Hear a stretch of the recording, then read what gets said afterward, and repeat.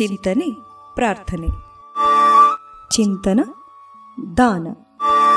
ದಾನಂ ವಿಭೂಷಣಂ ಲೋಕೆ ದಾನಂ ದುರ್ಗತಿ ನಾಶನಂ ದಾನಂ ಸ್ವರ್ಗಸ್ಯ ಸೋಪಾನಂ ದಾನಂ ಶಾಂತಿಕರೇ ಶುಭಂ ಎಂದಿದೆ ಸುಭಾಷಿತ. ಅಂದರೆ ದಾನವೇ ಶ್ರೇಷ್ಠವಾದ ಆಭರಣ. ದಾನದಿಂದ ದುರ್ಗತಿ ನಾಶವಾಗುತ್ತದೆ. ದಾನವೇ ಸ್ವರ್ಗಕ್ಕೆ ಸೋಪಾನವು. ಶಾಂತಿ ಶುಭವನ್ನುಂಟು ಮಾಡುವ ದಾನಕ್ಕಿಂತ ದೊಡ್ಡ ಧರ್ಮ ಬೇರೊಂದಿಲ್ಲ. ಎಲ್ಲ ಧರ್ಮಗಳಲ್ಲಿ ದಾನವೇ ಬಲು ಶ್ರೇಷ್ಠವಾದುದು. ದಾನದಿಂದ ಸ್ವಾರ್ಥ ಪರಾರ್ಥ ಎರಡೂ ಕೈಗೂಡುವುದು. ಮತ್ತೊಂದು ಸುಭಾಷಿತ ಈ ರೀತಿ ಇದೆ. ಪಾತ್ರೇ ದಾನಂ ಸ್ವಲ್ಪಮಪಿ ಕಾಲೇ ದತ್ತಂ ಯುಧಿಷ್ಠಿರ ಮನಸಾಹಿ ವಿಶುದ್ಧೇನ ಪ್ರೇತ್ಯಾನಂತ ಫಲಂ ಸ್ಮೃತಂ ಎಂದಿದೆ. ಅಂದರೆ ಪರಿಶುದ್ಧನಾಗಿ ಯೋಗ್ಯ ಕಾಲದಲ್ಲಿ ಸತ್ಪಾತ್ರನಿಗೆ ಸ್ವಲ್ಪವೇ ದಾನ ಮಾಡಿದರೂ ಸಹ ಆ ದಾನವು ಅನಂತ ಫಲವನ್ನು ಪಡೆಯುತ್ತದೆ. ಅಂದರೆ ದಾನ ಮಾಡುವಾಗ ಏನು ದಾನ, ಯಾವ ಪ್ರಮಾಣ ಎಂಬುದು ಮುಖ್ಯವಲ್ಲ, ದಾನ ಮಾಡುವ ರೀತಿ ಮುಖ್ಯವು ಎಂಬುದು ಈ ಸುಭಾಷಿತದ ಅರ್ಥ.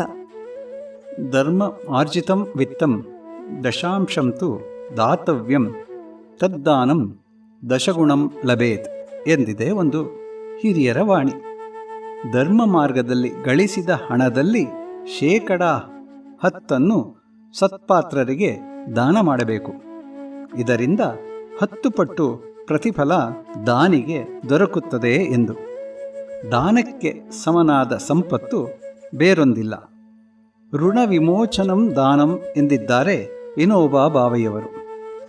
ಕೊಟ್ಟವರಿಗೆ ಪುಣ್ಯವುಂಟು, ತೆಗೆದುಕೊಂಡವರಿಗೆ ಪ್ರಯೋಜನವುಂಟು. ದಾನದಲ್ಲಿ 2 ವಿಧ: ಪ್ರತಿಫಲಾಪೇಕ್ಷೆ ಇಲ್ಲದ ದಾನ, ಮತ್ತೊಂದು ಪ್ರತಿಫಲಾಪೇಕ್ಷೆಯಿಂದ ಮಾಡುವ ದಾನ.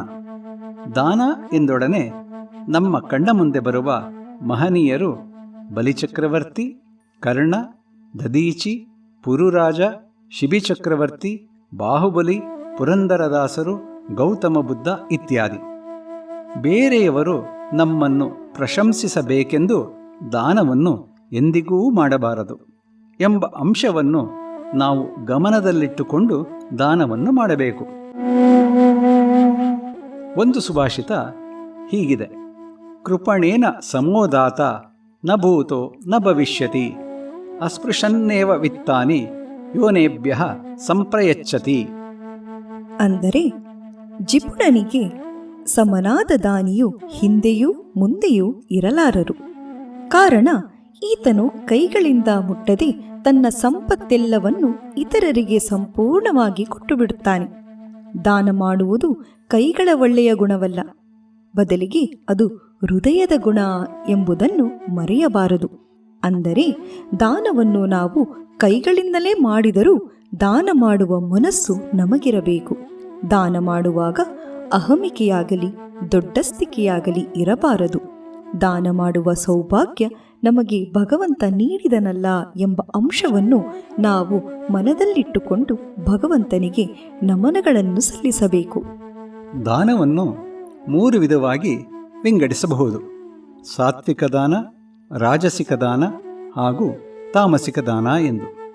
ಸಾತ್ವಿಕ ದಾನ ಎಂದರೆ ಯಾವುದೇ ಪ್ರತಿ ಉಪಕಾರದ ನಿರೀಕ್ಷೆಯಿಲ್ಲದೆ ಇದು ನನ್ನ ಕರ್ತವ್ಯವೆಂದು ತಿಳಿದು ನೀಡುವುದು. ದೇಶ ಅಂದರೆ ಒಳ್ಳೆಯ ಕ್ಷೇತ್ರಗಳು, ಕಾಲ, ಹಬ್ಬ ಹರಿದಿನಗಳು, ಪರ್ವಕಾಲಗಳು. ಸತ್ಪಾತ್ರನಿಗೆ ನೀಡುವ ದಾನ ಅಂದರೆ ವೇದಾಧ್ಯಯನ ಸಂಪನ್ನ, ಸದಾಚಾರನಿಷ್ಠ ಮುಂತಾದವರು. ಈ ಅಂಶಗಳನ್ನು ಅರಿತು ಮಾಡುವ ದಾನ ಸಾತ್ವಿಕ ದಾನ ಎಂದು ಎನಿಸಿಕೊಳ್ಳುತ್ತದೆ. ಇನ್ನು ರಾಜಸಿಕ ದಾನ ಯಾವುದಾದರೂ ಪ್ರತಿಫಲಾಪೇಕ್ಷೆಯಿಂದ ಪ್ರತಿ ಉಪಕಾರದ ನಿರೀಕ್ಷೆಯಲ್ಲಿ ಮಾಡುವ ದಾನ ಇದು. ಅಲ್ಲದೆ ಕೇಳುತ್ತಿದ್ದಾರೆ ಕೊಡಬೇಕಲ್ಲಪ್ಪ ಎಂದು ಮನದಲ್ಲಿ ಅಂದುಕೊಂಡು ನೀಡುವುದು ಕೂಡ ರಾಜಸಿಕ ದಾನ. ಇನ್ನು ತಾಮಸಿಕ ದಾನ, ನಾವು ಮಾಡುವ ದಾನ ನಮಗಾಗಲಿ ಪಡೆದವನಿಗಾಗಲಿ ಏನೂ ಅನುಕೂಲವಾಗದೇ ಇರುವುದು. ಸತ್ಕಾರವಿಲ್ಲದೆ ಅಥವಾ ತಿರಸ್ಕಾರದಿಂದ ಯೋಗ್ಯವಲ್ಲದ ದೇಶ ಕಾಲದಲ್ಲಿ ಹಾಗೂ ಕುಪಾತ್ರನಿಗೆ ನೀಡುವ ದಾನ ತಾಮಸದಿಂದ ಕೂಡಿರುತ್ತದೆ. ದಾನದಲ್ಲಿ ಅನಪೇಕ್ಷಿತ ದಾನ ತುಂಬ ಶ್ರೇಷ್ಠವಾದುದು.